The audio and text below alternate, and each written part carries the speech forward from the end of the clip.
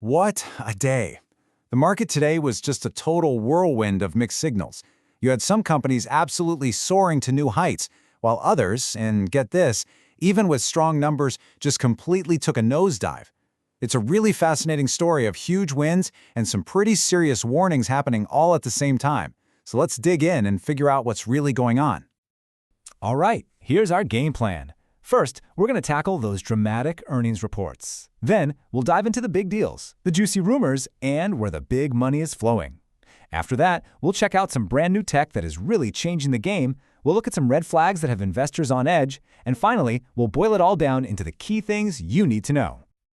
Okay, first up, earnings. And wow, this is where the market's split personality was on full display today. We saw some companies just knock it out of the park, and others, well, they stumbled. And the reasons why might actually surprise you.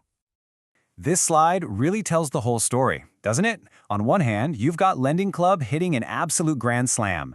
And on the other, you have Deckers, which honestly looked like a clear winner, but somehow ended up in the penalty box. So what on earth happened here? All right, let's start with Lending Club. And I mean, they didn't just beat expectations, they completely shattered them. Their earnings per share were nearly 3 times what Wall Street was predicting. The market, of course, went wild and sent the stock rocketing to a brand new 52-week high. Just a massive win for them.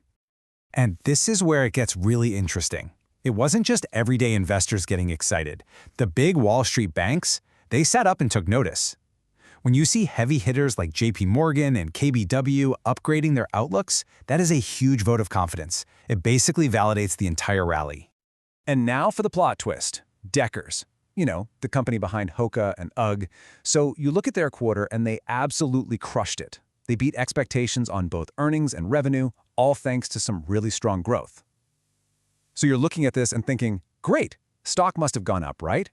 Well, this is what happened. Despite those awesome numbers, the stock just plummeted. Down 7.4% in after-hours trading. Can you imagine? You report a beat on both the top and bottom lines, and you watch your stock get hammered anyway.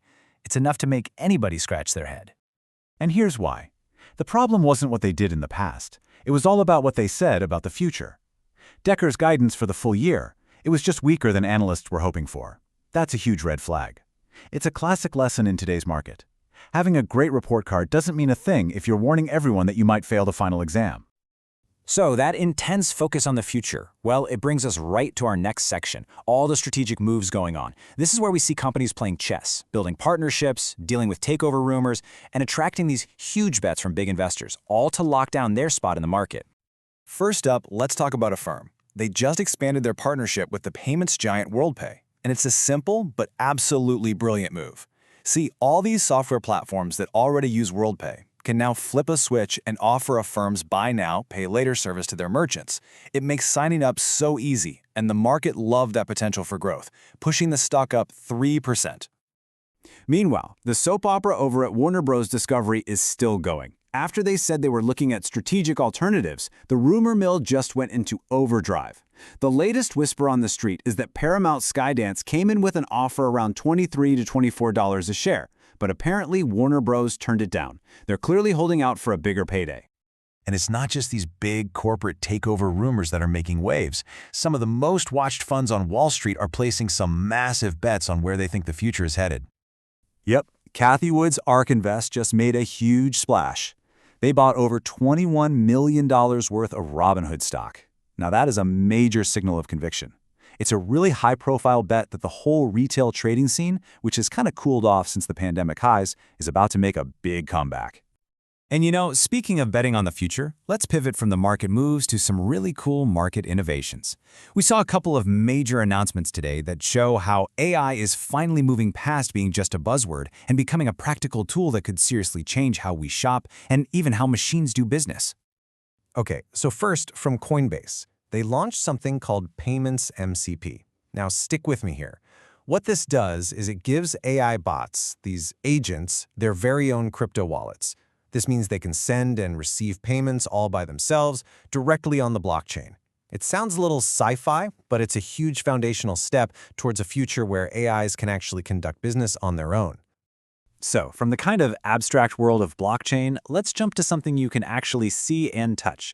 The online furniture giant Wayfair is now using AI to solve one of the biggest headaches in their business, helping you see how that new couch will actually look in your house. They've just launched this tool called Decor AI. It's a generative AI feature, and it's pretty slick. You just upload a picture of your room, and then you can start virtually placing new furniture in there to see how it looks. This is such a perfect example of using tech to solve a real customer problem. You know, that nagging fear of buying a huge piece of furniture only to realize it totally clashes with your rug. Okay, so we've covered the good stuff, the growth, the futuristic tech, but it wasn't all sunshine and innovation today. A few cautionary signals definitely popped up on the radar, reminding us all that there are always risks brewing just under the surface. Let's just run through them real quick. First, at Teladoc, the CFO just resigned out of the blue. That always makes you wonder what's going on behind the scenes. Then you have Allstate and Monster Beverage, where we're seeing a lot of insider selling. You know, it makes investors nervous when the top execs start cashing out. Over at Starbucks, a union strike is planned for 10 cities, which could definitely hurt sales. And finally, for the pharma giant Eli Lilly, there's this threat of a government investigation into drug pricing hanging over their head like a big storm cloud. So after all that, what does it all mean? I mean, we've seen incredible performance, some really clever strategic moves, cool new tech, and some pretty serious warning signs. Let's try to connect the dots and boil it all down into the most important takeaways from today. Here's the bottom line. First, and we saw this loud and clear with Deckers, future guidance is king. A great quarter means almost nothing if you signal trouble ahead. Second, strategy is everything. Whether it's a firm's smart partnership or ARK's big bet on Robinhood, these moves are actively shaping the future. Third, AI is finally getting real. Coinbase and Wayfair are both launching practical tools that solve actual problems. And finally, you just can't ignore the risks. From boardroom shakeups to picket lines, the warning signs are always there if you know where to look. And that really leaves us with one final thought to chew on. On a day like today, just filled with so many conflicting signals, what's actually more dangerous? Getting bogged down in the tiny details of one company's bad guidance, or failing to see the bigger patterns that are shaping the entire market? Something to think about. Thanks for tuning in.